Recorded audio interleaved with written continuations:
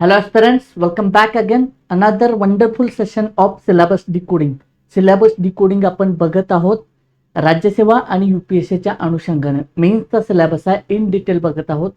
त्या सिलेबसमध्ये आपण सिलेबसचा एखादा पॉईंट कशा पद्धतीने प्रिपेअर करायचा आहे, तो प्रीला कसा विचारला जाईल, मेन्सला कशा पद्धतीने विचारला जाईल, याचं डिटेल आपण विश्लेषण करत आहोत. ठीक आहे. हिस्ट्रीचा पार्ट कव्हर झालेला आहे, ancient history, मिडेबल history, modern history.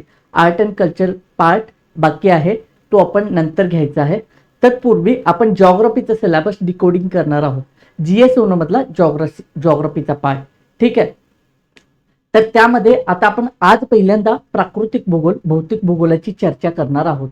त्याच्यामध्ये काय महत्वाचे मुद्दे वगैरे. ठीक आहे. आणखी एखादं सेशन लागू शकेल, बट लेट सी. बट आपण आज भौतिक भूगोलाला सुरुवात करणार आहोत. Syllabus decoding in detail. ठीक आहे. So this is about me Nihal Kore, 2022 सालचा यूपीएससी टॉपर आहे, 22च्या बॅचचा. मी मराठी माध्यमातून परीक्षा दिली होती. बरेच जण म्हणतात मराठी माध्यमातून होत नाही वगैरे, तर मी मराठीमधून दिली होती. 2018 पासून मी स्पर्धा परीक्षेच्या क्षेत्रात काम करत आहे. अनेक विद्यार्थ्यांना मी मार्गदर्शन दिलेलं आहे, आजही देत आहे. न्यूरो लिंग्विस्टिक प्रोग्रामिंग बद्दल तुम्ही ऐकलं असाल. NLP कोच म्हणून मी काम करतो, लाईफ कोच म्हणून, मेमरी ट्रेनर म्हणून मी काम करतो, माइंड कोच, माइंडसेट कोच, आणि आता मी सध्या माइंडसेट ट्रेनर. स्पर्धा परीक्षेच्या क्षेत्रामध्ये विद्यार्थ्यांना कसा माइंडसेट असला पाहिजे आणि त्या अनुषंगाने मी आता त्याच्यावरही काम करत आहे. ठीक आहे. तर हे माझं पॅशन आहे. वेगवेगळे त्याचे सेमिनार, वर्कशॉप मी घेत असतो. सुरू करूयात आजच्या सेशनला. हे समजून घ्यायचं महत्वाची फिगर. डायग्राम बघितल्यावर तुम्ही सुद्धा लक्षात तुम्हाला आलं असेल की हे खूप महत्वाचं आहे. पृथ्वीचा अंतरंग. आता पृथ्वीची रचना, आता रचनेपूर्वी पृथ्वीची उत्पत्ती, ओरिजिन ऑफ अर्थ, इथून आपल्याला सुरुवात करायची. मग त्याच्या वेगवेगळे थिअरीज आहेत, कशी पृथ्वीची निर्मिती झाली असेल किंवा ह्या सगळ्या ज्या थिअरीज आहेत ते आपल्याला बारकाईने अभ्यासाच्या. मीन्सला मॅच द पेअर, कुणी काय कुठला सिद्धांत मांडला वगैरे आलेले आहेत राज्यसेवेला प्रश्न. ठीक आहे. यूपीएससीला सुद्धा आलेले आहेत. तर त्या अनुषंगाने आपल्याला तिथून बघायचे फेजेस आहेत, कुठल्या फेजमध्ये अर्थची इव्होल्युशन कशा पद्धतीने होत गेलेले, पृथ्वीचे जे काय विकास आहे, पृथ्वी कशी टप्प्याटप्प्यानं विकसित होत गेलेले आणि आजचं पृथ्वीचं रूप, अशी ही जर्नी आहे. ती कसे आहे, कुठल्या कालखंडामध्ये काय झालं, हे सविस्तर आपल्याला अभ्यासायचं आहे. ठीक आहे. भूकंपाच्या लहरी, आता हा भाग बघण्यापुरता. आता हा काय इथं रिलेट केलाय, पृथ्वीचा जे काय अंतरंग अभ्यास करायचा आहे ना, तर ते पृथ्वीचा अंतरंग आणि रचना अभ्यासताना ह्या लहरींचा आपल्याला उपयोग होतो. मग हा मीन्सला खूप मला डायग्राम वगैरे देऊन लिहावं लागतं. ही डायग्राम खूप महत्वाची आहे. ठीक आहे. गाभा इथं डिस्टन्स सुद्धा तुम्ही लक्षात ठेवा किती. मग याच्यावर परिणाम कसा आहे, प्रेशर कसं, टेम्परेचरचं कसं काय आहे. ठीक आहे. वाढत जातं, कमी होत जातं, ती काय आहे, ते डेन्सिटी काय आहे, ह्या सगळ्या गोष्टी. मग शिलावरण काय आहे, मग त्याच्यामध्ये सियाल आणि सायमा काय आहेत, ह्या वेगवेगळी थिअरीज आपल्याला याच्यात अभ्यासायच्या. याच्यासाठी स्टेट बोर्डची पुस्तकं खूप चांगलं तुम्हाला विश्लेषण करून देतात. State board, Maharashtra state board. ठीक आहे. आणि सौदी सरांचं पुस्तक सुद्धा चांगलं आहे. त्याचबरोबर 11वी-12वीचं NCERT. ठीक आहे. हे पुस्तकं आणि जिओग्राफीला तुम्ही GC लिहून सुद्धा रेफर करू शकता ह्या डायग्रामसाठी. मी आता पुढच्या स्लाइडला एक डायग्राम आहे, त्याच्यामध्ये तुम्हाला सांगेन GC लिहूनचं कसं महत्व आहे. तर हे रेफरन्सेस तुम्ही घेऊ शकता. लक्षात येते का. आता ह्या वेगवेगळ्या थिअरीज आहेत, काय डिस्टन्स वगैरे, हे सगळं बारकाईने बघायचं. प्रीला क्वेश्चन थोडंसं आकडेवारी रिलेटेड वगैरे येऊ शकतो आणि ते आपल्याला माहिती सुद्धा पाहिजे. मीन्सला जरी लिहायचं असतं तर साधारण ह्या अंतरांपर्यंत असं आहे, हे असं असतं, ही भूगर्भ रचना अशी आहे. ह्या सगळ्या गोष्टी आपल्याला व्यवस्थितपणे समजून घ्यायच्या आहेत. रासायनिक आणि भौतिक गुणधर्म काय आहेत, लक्षात येते का. मग ह्याच्यामध्ये अर्थ क्रस्टमध्ये काय काय कंटेंट आहे, त्याचा सिक्वेन्स आहे. ॲल्युमिनियमचं कसं आहे, ऑक्सिजनचं कसं आहे, लक्षात येते का. अर्थ या होलमध्ये कसं आहे, पूर्ण पृथ्वीवर कशा पद्धतीचं प्रमाण आहे, ते प्रमाण वगैरे दिलेलं आहे. तर ते खूप महत्वाचं आहे. रासायनिक आणि भौतिक गुणधर्म ह्या अनुषंगाने समजतंय का. ह्या पद्धतीने आपल्याला समजून घ्यायचं आहे. पुढं खडक आणि खनिजे. आता हे खडक हे आपल्याला वाचलेलं आहे, बट प्रश्न कसे येतात. आता याच्यामध्ये खडकांचा बघताना आपल्याला काय बघायचं आहे, गुणधर्म समजून घ्यायचे आहेत. निर्माण होण्याचे काय काय कशी निर्मिती होते, निर्माण म्हणण्यापेक्षा कशी निर्मिती होते, गुणधर्म निर्मिती कशी होते ह्याचं कंपॅरिझन, ह्यांची तुलना आपापसात आणि उदाहरणावर आपल्याला क्वेश्चन आलेले दिसतात. मग एखादा खडकांचा प्रकार दिला असतो कुठला आहे, मॅच द पेअर साठी वगैरे विचारला जातो. अशा पद्धतीने हे आपल्याला व्यवस्थित समजून घ्यायचं आहे. आता विशेष संदर्भ महाराष्ट्राचा असं एमपीएससीला आपल्याला म्हटलं जातं. मग काय करायचं, मग महाराष्ट्राच्या विशेष संदर्भात महाराष्ट्राचा संदर्भ बघून बेसाल्ट खडकाची वैशिष्ट्ये आणि त्याचे वितरण कशा पद्धतीनं आहे. ठीक आहे, हा पट्टा आहे बघा, लक्षात येते काय. मग आता एवढंच आहे काय खडकांचं, तर तसं नाही, खनिजे कुठं कुठं काय आढळतात. मग याला आपल्याला काय करता यायला पाहिजे, आर्थिक भूगोलाला लिंकेज करता यायला पाहिजे. आर्थिक भूगोल कसा अभ्यासायचा, पॅरललीच करायच्या त्या गोष्टी. आता इथं कुठे सापडलं तर त्याचे लगेच लिंकेजेस लावायचे. ठीक आहे, सिलेबस आपण सगळा समजून घेऊया, बट समजून घ्या इथून आपल्याला सुरुवात करायची प्राकृतिक भूगोलापासून. मग ह्या गोष्टी एकदा समजल्या की मग भारताचा भूगोल, महाराष्ट्राचा भूगोल, जगाचा भूगोल कुठं कुठं काय आहे, मग त्याचा आर्थिक भूगोल कसा आहे, खनिज संपत्ती कुठं आढळते, वनसंपत्ती प्राणी संपत्ती कुठल्या कशा पद्धतीनं आहे, ह्या सगळ्या गोष्टी आपल्याला व्यवस्थित समजता येतात. सुरुवात आपली जी आहे ती प्राकृतिक भूगोलापासून केलेली कधीही चांगली. बरेच विद्यार्थी काय करतात, तू पहिला इंडियन जॉग्राफी करतो, जरी असलं तर ह्या इथून जर तुम्ही गेलात तर तुमचा बेस क्लिअर होतो आणि चांगल्या पद्धतीचं तुमचं प्रिपरेशन होतं. म्हणून आपण सुरुवातीला प्राकृतिक भूगोल आणि प्रश्न सुद्धा प्राकृतिक भूगोलावर आपल्याला जास्त दिसून येतात. म्हणून हा पार्ट आपण व्यवस्थित समजून घ्यायचा आहे.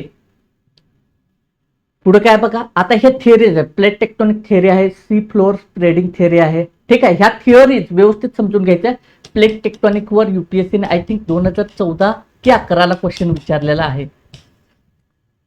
ठीक आहे, अल्फर वेगनांचा सिद्धांत वगैरे ह्या सगळ्या गोष्टी आपल्याला व्यवस्थित समजून घ्यायच्या. तिथे एकच उल्लेख असला तर इथं अल्फर वेगन खंडवन सिद्धांत.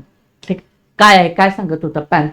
ठीक आहे, ब्रेक झाले, मग त्याचे काय पुरावे वगैरे दिलेले आहेत. म्हणजे खंड सुरुवातीला एकच होता, एकच समुद्र होता, मग ब्रेक होत कशा पद्धतीने अलग होत गेले, विलगीकरण होत गेले, ह्या थिअरीज आहेत.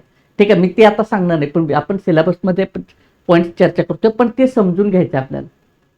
लक्षात येते का. ठीक आहे, मग भारतीय भूखंड कसा खाली होता परत तो वर कसा सरकत गेलेला आहे. मग त्याच्या अनुषंगाने हिमालयांची निर्मिती कशी झालेली आहे, त्या 2 प्लेट्सच्या कोलिजनच झालेले आहेत ना. मग कळतं का, तर त्या गोष्टी आपल्याला समजून घ्यायच्या आहेत. मग आता वेगवेगळी भूरूपे आहेत, ह्याच्यातून निर्माण झालेले भूरूपांचं स्वरूप समजून घ्यायचं आहे.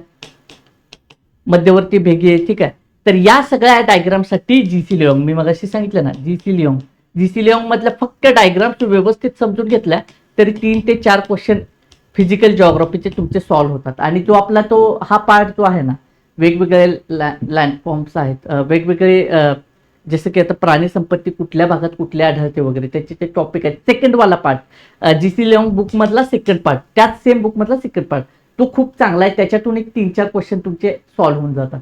अशा पद्धतीने ते आपल्याला रेफरन्स महत्वाचे ठरतात. ठीक आहे, आता इथं हा जो भूकंपाच्या संदर्भात मागच्या स्लाइडला आपण चर्चा केली, तर हे डायग्राम, ह्या अशा पद्धतीच्या डायग्राम तुमच्या पुस्तकांमध्ये येतील, तर ते खूप महत्वाचे आहेत. आता ह्याच्यामध्ये बघा, याच्यामध्ये शॅडो झोन आहे. ठीक आहे, इथं शॅडो झोन आहे, मग याच्यावर क्वेश्चन विचारला जाऊ शकतो. मग आता हे काय, प्रायमरी वेव्ह आणि सेकंडरी वेव्ह, प्राथमिक लहरी आणि द्वितीयक लहरी, याच्यातून ते आपल्याला हे केलेलं. मग त्याचं महत्व काय आहे, ते का केलं होतं, आर्टची रचना कशा पद्धतीने समजत आली, मग कुठं ह्याच्यामध्ये सॉलिड पॉइंट आहे, पार्ट आहे, कुठं लिक्विड पार्ट आहे, लक्षात येते का, ते समजून घेण्यास ह्या वेव्हचा मदत झालेला आहे. त्याच्यातून काय केलेलं आहे, मग आपल्याला इथं जो काय तो भूकंप छायेचा प्रदेश आपल्याला इथं सापडतो, तर किती डिग्रीमध्ये, ही डायग्राम व्यवस्थित आपल्याला समजून घ्यायचं आहे. जर क्वेश्चन आला तर हे डायग्राम काढून व्यवस्थित आपल्याला ते एक्सप्लेन करता यायला पाहिजे. अशा पद्धतीनं हा इथपर्यंत पार्ट आपण व्यवस्थित समजून घ्यायचा आहे. त्याच्यानंतर पुढचा पार्ट आहे तो भूरूपशास्त्र येतोय. आता भूरूपशास्त्र याच्यामध्ये काय माहिती काय, नदी आणि नदीचे कार्य आपल्याला बघायचे आहेत. वाऱ्याची कार्य, हिमनदीची कार्य, सागरी लाटाचे कार्य, भूजलाचे कार्य. हा टॉपिक तुम्ही स्टेट बोर्ड मधून करा व्यवस्थित. म्हणजे आता हिमनदीची कार्य आहेत, आता हिमनदीची कार्य आता बघा इथं आहे बघा, नदीच्या व्याकाराची दरी कशी हे निर्माण होते, काय ही नदीची खनन कार्य आहेत. लक्षात येते का, खनन करत करत जर की नाही नदी अशा पद्धतीने व्ही आकाराचे हे करतं. मग आपल्याला सांगितलं क्वेश्चन आला की नदीचे कार्य स्पष्ट करा. आता मेन्सला असे रिटर्न क्वेश्चन येतात. ठीक आहे, मग आता याचं काय करायचं, फक्त एवढंच करायचं नाही, ह्याला उदाहरणं ऍड करायचे. तुम्ही हे स्पष्ट करू शकता, उदाहरणं द्यायला याच्यामध्ये ऍड करायची का पुस्तकामध्ये असतात. ठीक आहे, अगेन सौदी सरांचं पुस्तक तुम्ही याला रेफर करू शकता. हे आहे बघा, हिमनदीची यू आकाराची दरी. आता ही हिमनदीचं संचयन कार्य आहे. हे काय, नदीचं खनन कार्य, वेगवेगळे कार्य आहेत, हे समजून घ्यायचं आहे. आता हे भूरूपशास्त्रामध्ये नदीच्या वाऱ्यामध्ये पण बघा सैफ टेकडे आहेत, भूक्षेत्र आकाराचा दगड वगैरे आहे काय, स्टेट बोर्ड मध्ये आहे. तर ती कार्य आपल्याला समजून घ्यायची आहेत. लक्षात येते का? हिमनदी सागरी लाटांचं पण आहे, म्हणजे काय, वाळूचा दांडा आहे.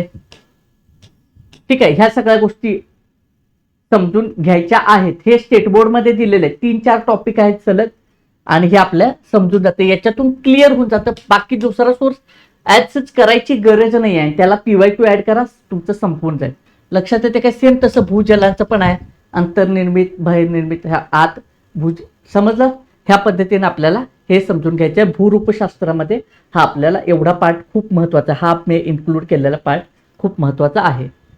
जलप्रणाली समजून घ्यायची आहेत. आता जलप्रणालीमध्ये विशेषतः आपल्याला कंपॅरिझन येते, म्हणून आपण इंडियन हिस्ट्रीमध्ये हा सविस्तर बघणार आहोत. पण जलप्रणाली बेसिक जे आहे प्राकृतिक भूगोलामधलं, तर हे फीचर्स तुम्हाला महत्वाचे आहेत. जसं की काय, डेंट्रेटिक आहे, पॅरलल आहे, त्याच्यानंतर जाळीदार आहे. हे जलप्रवाह आहेत वेगवेगळे, हे कुठून कुठं, हे असेच का होतात, हे अशा पद्धतीने डेंट्रेटिक काय आहे, तर हे समजून घ्यायचं आहे.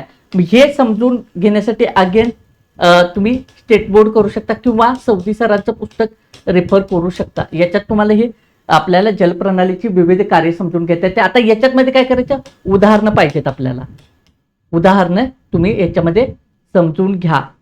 लक्षात आलं का? हिमालयन नद्या आणि द्वीपकल्पीय नद्या ह्याचं कंपॅरिझन आहे इंडियन हिस्ट्रीमध्ये, सॉरी हिस्ट्रीच्याच मोडमध्ये, इंडियन जॉग्राफीमध्ये आपल्याला हे व्यवस्थित आपण समजून घेऊयात. पण तरी सुद्धा बघायचं कंपॅरेटिव्हली आपल्याला कशा पद्धतीने करायचं, तर उगम कसा होतो ते बघायचं, कुठं काय होतं, बारमाही आहे की हंगामी आहे ते बघा, लांब खोल म्हणजे अंतर कसं, म्हणजे स्वरूप काय आहे थोडक्यात. ठीक आहे, पात्र अरुंद आहे, ऊर्जावान आहे, कमी ऊर्जावान आहे.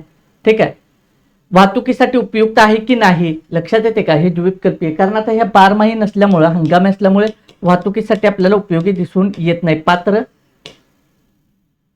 लक्षात येते का? ह्या पात्रांची रचना वगैरे कशा आहेत, त्यामुळे हे एक कंपॅरेटिव्ह दिलेलं आहे, असं आपल्याला बघायचं आहे. ठीक आहे, हे इंडियन जॉग्राफीमध्ये आपण डिटेल, बट जलप्रणाली टॉपिक सोबतच करायचं आहे. समजलं की लिंकेजेस कसे लावत जायचे, समजलं का? ठीक आहे, ओके.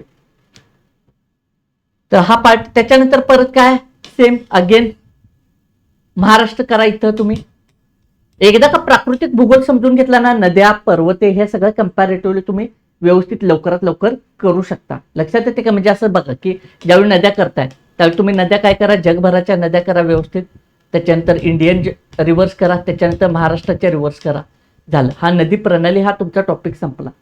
लक्षात येते का? प्राकृतिक भूगोल पहिला संपवा, समजून घ्या पहिला प्राकृतिक भूगोल संपवा, मग त्याच्यानंतर बाकीच्या सगळ्या गोष्टी असं संपता येतात. म्हणजे पर्वतरांगा तुम्ही जगाचे बघा, त्याच्यानंतर भारताची बघा पर्वतरांगा, त्याच्यानंतर महाराष्ट्रातले बघा.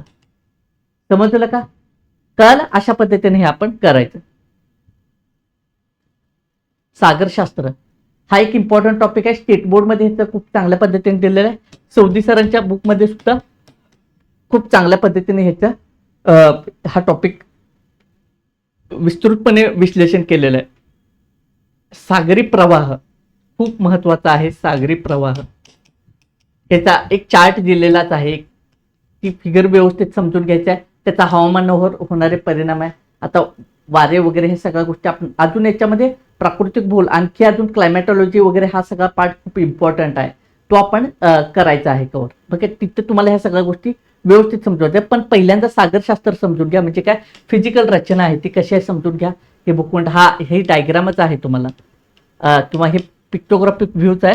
इथं मग सागरी मैदान आहे, त्यांचं स्वरूप काय आहे, सागरी डोह काय आहे, खंडांत उतार काय आहे, हे सगळं भूखंड मंच काय, कुठून कुठंपर्यंत, हे कुठून कुठंपर्यंत असतं, प्रकाश कुठंपर्यंत जातो, ह्या ज्या काही गोष्टी आहेत ना त्या व्यवस्थित समजून घ्यायच्या आहेत याच्यामध्ये. ठीक आहे, सागरी प्रवाह समजून घ्यायचे आहेत वेगवेगळे, कुठं कुठला प्रवाह आहे, उष्ण प्रवाह, शीत प्रवाह कुठे एकत्रित येतात, त्याचा काय फायदा आहे, जॉग्राफिकल सिग्निफिकन्स काय आहे, त्याचं महत्व काय आहे, भौगोलिकदृष्ट्या काय महत्व आहे, लक्षात येते का? ठीक आहे. भरती, ओटी आणि कारणे ह्या सगळ्या गोष्टी परत आहेत, म्हणजे आपण ते आता स्टेट बोर्डमध्ये हे आहे. तर ह्या सगळ्या गोष्टी आपल्याला व्यवस्थित समजून घ्यायच्या आहेत. लक्षात आलं का? वातावरण ही आता हा चार्ट दिला, मग कुठं काय आहे, काय ह्याची रचना व्यवस्थित समजून घ्या. कुठं काय म्हणजे कुठून रेडिओ वेव्ह जातात, ठीक आहे, कुठून विमान वाहतूक होते, आहे काय, हे मी आता एवढे इन्क्लूड केले ते इथं करता आलं असतं की, पण मला तुम्हाला अप्रोच द्यायचा आहे. लक्षात येते, इथंच मला ऍड करता आलं, बट तुम्हाला अप्रोच द्यायचा आहे की ते समजून घ्या कशा पद्धतीने इथं आपल्याला वे ऑफ प्रिपरेशन असलं पाहिजे. पुढे बघा, आता हे प्रवाह आणि ह्या सगळ्या गोष्टी, ही जी डायग्राम आहे मोस्ट इम्पॉर्टंट क्लायमॅटॉलॉजी समजून घेण्यासाठी.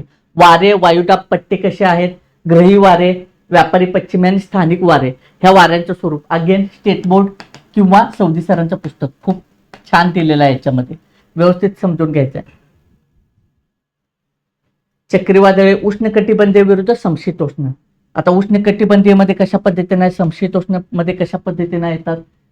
ऊर्जा संतुलन आणि उष्णतेचे अंदाज पत्रक हे कसं आहे, काय हीट वेव्ह कशा पद्धतीने होते, लक्षात. अल्बेडो इफेक्ट काय आहे, या सगळ्या गोष्टी आपल्याला याच्यामध्ये समजून घ्यायच्या आहेत. समजलं का? लक्षात आलं? इथपर्यंत कळालं वातावरण? ओके.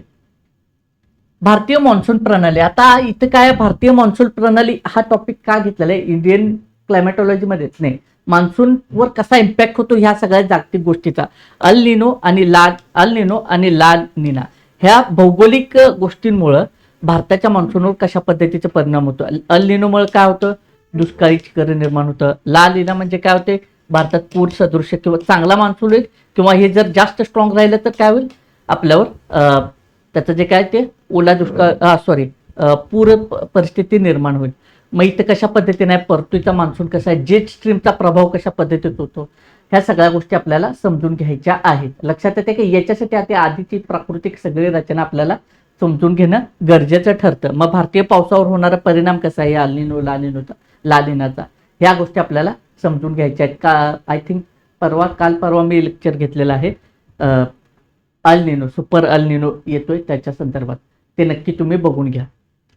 ठीक आहे. तर ह्या पद्धतीने ह्या गोष्टी करायच्या आहेत आपल्याला. समजलं का? बघा कसं चाललंय, आपण पृथ्वीची निर्मिती झालेली आहे तिथून समजून घ्या, तिथून मग पृथ्वीचं प्राकृतिक रचना समजून घ्या, अंतरंग समजून घ्या, तिथून मग पृथ्वीची जी काय रचना समजत परत मग आपलं खडकांचे प्रकार, नद्या, पर्वत निर्मितीच्या याच्यामध्ये घेतलेलं नाही आहे, बट ते प्राकृतिक रचना आपल्याला समजूनच घ्यायची. मी पॉईंट्स देतोय, अप्रोच देतोय, त्या पद्धतीने मग परत पुढे आलात की मग जलप्रणाली कशा पद्धतीने आहे, काय मग ते कार्य आहेत वेगवेगळे, ह्या सगळ्या गोष्टी. मग पूर्व येतोय आपण क्लायमॅटॉलॉजी, मग त्याच्यामध्ये वारे आहेत, सागरी प्रवाह एक बघितला, मग वारे वगैरे ह्या सगळ्या गोष्टी आपल्याला बघायच्या आहेत. वारे कशा पद्धतीने आले, ते कसे इफेक्ट करतात आणि त्याचा पुढचा परिणाम काय होतोय, त्या सगळ्या गोष्टीचा परिणाम इंडियन मॉन्सूनवर कशा पद्धतीने होतो, ह्या गोष्टी आपल्याला बघायच्या आहेत. लक्षात येते काय, लिंकेजेस कसे लावत आलेलो आहे आपण? ठीक आहे. तर आय होप इथंपर्यंत आपण थांबूया. क्लायमॅटॉलॉजी नाही म्हणता येणार आपल्याला, की इंडियन मॉन्सून पर्यंत आपला कंप्लीट आहे. इथंपर्यंत आपण सिलेबस डिकोड केलेला आहे. आणखी उर्वरित अजून मला वाटतं अजून 2-3 सेशन लागतील जॉग्राफी कंप्लीट डिकोड करायला. थोडंसं त्याला एन्व्हायरमेंटचं सुद्धा आपण त्याच्यामध्ये इन्क्लूड करून घेऊयात. तर इथंपर्यंत आय होप कळालं असेल. तर ही सिरीज अशीच चालू राहील, मोस्ट व्हॅल्युएबल सिरीज आहे आय थिंक, कारण सिलेबस एकदा कळाला तर तुम्ही बाकीच्या सगळ्या गोष्टी, तुमचं प्रिपरेशन खूप चांगल्या पद्धतीने करू शकतो. म्हणून माझं म्हणणं असं आहे की तुम्ही हे सिरीज सिरियसली करा. याच्यात काही नोट्स तुम्हाला बनवता येतात तर बनवा, याच्यानंतर सिलेबस बघा आणि मग त्या वेळेनं प्रिपरेशन करायला स्टार्ट करा. ठीक आहे. वेळ लागतोय मान्य आहे, हे मला फास्टही घेता आलं असतं एका म्हणजे एका सेशनमध्ये, GS1 छोट्याशा सेशनमध्ये हे बघा, तसं नाही, मला इन डिटेल जायचं आहे, इन डिटेल डिकोड करायचं आहे, जेणेकरून प्रत्येक विद्यार्थ्याला त्याचा फायदा व्हायला पाहिजे, की नेमकं कळायला पाहिजे. भरकटत आहेत बरेच विद्यार्थी, तसं न होता एका ट्रॅकवर आणून त्यांचं प्रिपरेशन योग्य पद्धतीने चाललं पाहिजे, हा आमचा प्रयत्न आहे. आणि त्या अनुषंगानेच आम्ही वेगवेगळे असे सिरीज घेऊन येत आहोत. तर अशाच लेक्चरसाठी तुम्ही इग्नाइट अकॅडमीच्या यूट्यूब चॅनलला सबस्क्राईब करा. धन्यवाद.